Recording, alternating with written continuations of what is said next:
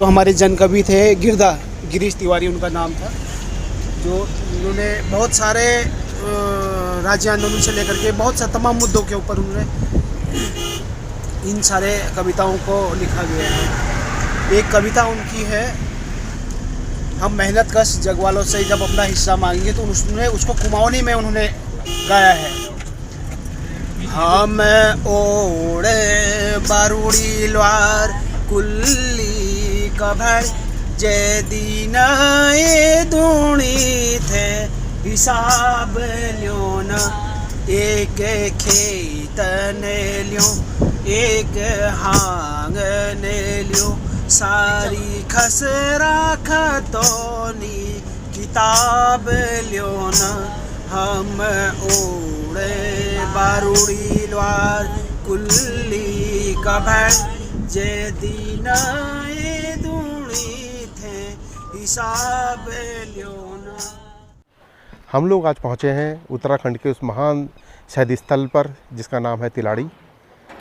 ये यमुनोत्री के बहुत नज़दीक है, बड़कोट के पास है।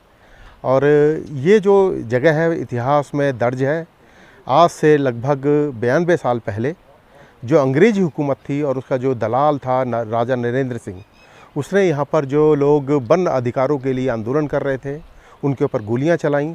और उस गोली को चलाने के साथ साथ यहाँ पर सैकड़ों लोगों की जो है उस गोली कांड के अंदर उनकी मृत्यु हो गई।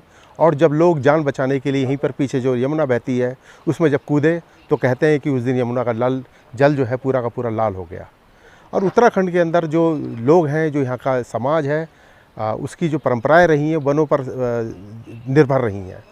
और जब 1927 में वन अधिनियम आया और अंग्रेज़ों ने लोगों के हक हुकूक पर जो तमाम तरीके के प्रतिबंध लगाने शुरू किए, उससे लोगों के अंदर गुस्सा पनपने लगा। जब लोगों को जंगल में पशु चराने से रोका जाने लगा, उनको अपनी ज़रूरत की चीज़ें लाने से रोका जाने लगा, तो यहाँ के जो कुटीर उद्योग थे, जो लघु उद्योग थे, वो बंद होने लगे। तो लोगों के अंदर एक आक्रोश पैदा होने लगा। और जब आक्रोश पैदा हुआ तो लोगों ने, जो राजा की सरकार, राजा था और जो अंग्रेज़ी हुकूमत थी, उसके ख़िलाफ़ अपनी आवाज़ उठानी शुरू करी। और जब आवाज़ उठानी शुरू करी तो अंग्रेज़ी हुकूमत ने 20 मई को पहले जो यहाँ के जो गांव के लोग थे उनके ऊपर गोलियां चलाईं। और गोली चलाने के दौरान जो है 3 या 4 जो साथी थे वो शहीद हो गए। और उससे आक्रोशित होकर के जो यहाँ की जनता थी उसने राजा का महल घेर लिया।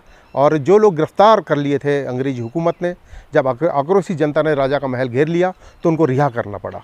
और इस पूरे क्षेत्र के अंदर आज़ादी के लिए अंग्रेज़ी हुकूमत के ख़िलाफ़, राजशाही के ख़िलाफ़ जनता का जो है आक्रोश पनपने लगा। और उस आक्रोश के ख़िलाफ़, उस आक्रोश को अभिव्यक्ति देने के लिए इस पूरे मैदान के अंदर जो, जिसके बारे में अभी एक साथी बता रहे थे कि 2013 की आपदा में ये मैदान जो है बहुत ज़्यादा ख़राब हो गया, बह गया। और यहाँ पर एक बहुत बड़ी सभा हुई। तो राजा जो नरेंद्र देव था, उसकी सरकार ने इस पूरी की पूरी सभा को घेर करके मारा। और जितने लोग उसके अंदर मरे उनकी कोई गिनती आज तक नहीं हो पाई है। कुछ लोगों के नाम इतिहास में दर्ज हैं और बहुत सारे लोग ऐसे हैं जिनके नाम इतिहास में दर्ज नहीं है। और उस पूरे के पूरे कांड के बाद तमाम लोगों को गिरफ़्तार किया गया और उनको रिहा भी नहीं किया गया, उनको उम्र कैद की सज़ा सुनाई गई। और ये कहा जाता है कि 15 से ज़्यादा लोग जेल के अंदर मर गए, जेल के अंदर शहीद हो गए। तो ये पूरा का पूरा जो उत्तराखंड का इतिहास है, राजशाही की जो क्रूरता है, वो आज भी हम लोगों को देखने के लिए मिल रही है। लेकिन सबसे बड़ी विडंबना यह है कि देश आज़ाद हो गया और जो टिहरी रियासत है ये 1949 में देश के अंदर मिली। और जिस टिहरी रियासत के शासकों ने जनता का इतना सारा बर्बर दमन किया, उसको जो आज़ादी के बाद जो सरकार बनी उसने उसको सज़ा देने की जगह, उसकी संपत्ति को अधिकृत करने की जगह उसका मान मुरब्बल किया। और आज आप देख लीजिए कि जो कांग्रेस के जो सरकार रही है उसने राजाओं को जो है टिकट देने की परंपरा को जारी रखा है। और भारतीय जनता पार्टी के टिकट पर भी जो है यहाँ पर राजा के परिवार के लोग जीतते रहे हैं। तो जो हम लोग इस बात को लगातार कहते रहे हैं कि गोले अंग्रेज चले गए और काले अंग्रेज देश के अंदर आ गए, तो वो आज हम लोगों को दिखाई देता है। आज हम लोग इसे ऐतिहासिक जगह पर पहुंच करके अपने आप को बहुत गौरवान्वित महसूस कर रहे हैं। हमारे टीम के तमाम सदस्य हैं यहाँ पर अपने आप को गौरवान्वित महसूस कर रहे हैं। और उनको हम लोग यहाँ से तहे दिल से श्रद्धांजलि देते हैं, नमन करते हैं। और इस बात को कहना चाहते हैं कि आज उत्तराखंड के अंदर जिस तरीके की जल जंगल ज़मीन को लेकर के सरकार नीतियाँ लागू कर रही है, जिस तरीके से लोगों को उजाड़ा जा रहा है। आज सुबह के समय हम लोग लोहारी गाँव गए थे तो वहाँ हम लोगों ने देखा कि लोगों की ज़मीनें छीन ली गई, उनके घरों को डुबा दिया गया और ज़मीन के बदले ज़मीन देने की बात सरकार करती तो रही लेकिन उनको दी नहीं गई।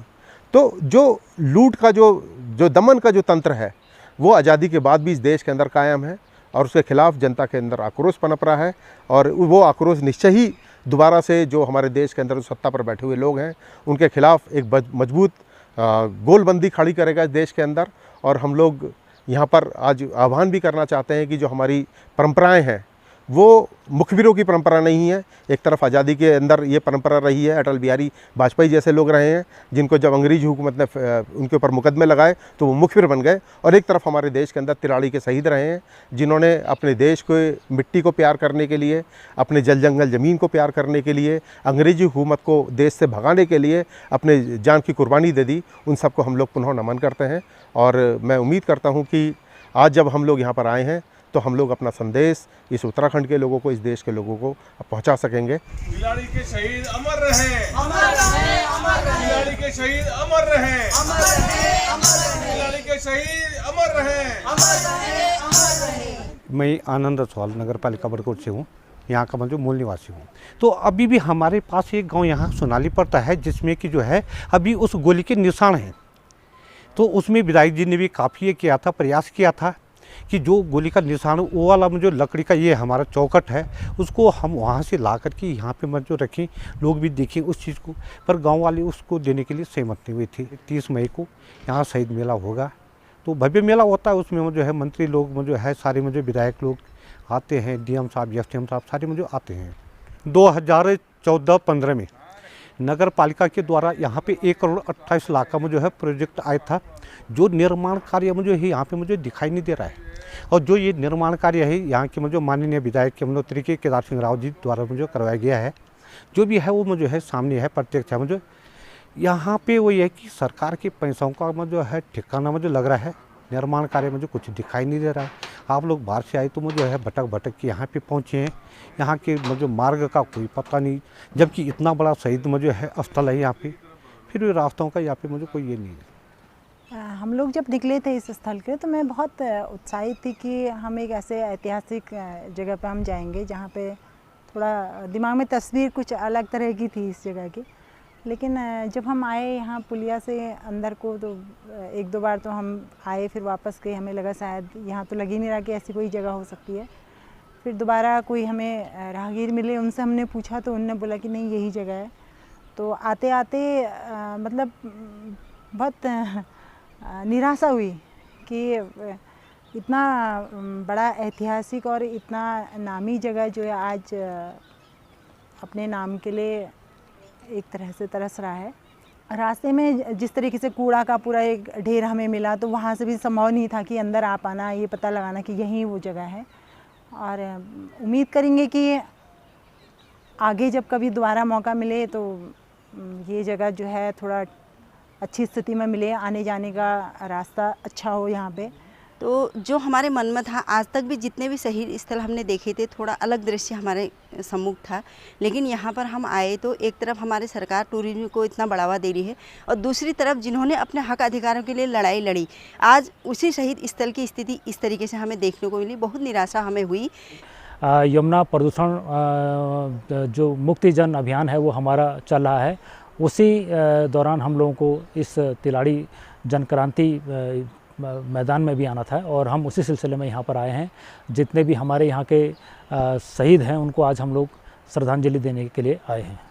यहाँ 30 मई को जो हर साल मेला लगता है, ये इस बात का द्योतक है कि सरकारें या राजशाहियाँ कितना भी दमन कर लें जनता का, लेकिन उनके नाम को मिटा सकने की हिम्मत ये किसी में नहीं है। और उनको चाहे सरकारें हों, उनको भी मजबूर होना पड़ता है कि इसकी व्यवस्थाएं करें। अभी हमने देखा कि यहाँ नगर पालिका बड़कोट के अधिकारी आए हुए हैं और वो इसका जीर्णोद्धार करने के लिए उन्होंने जिम्मेदारी ली हुई है।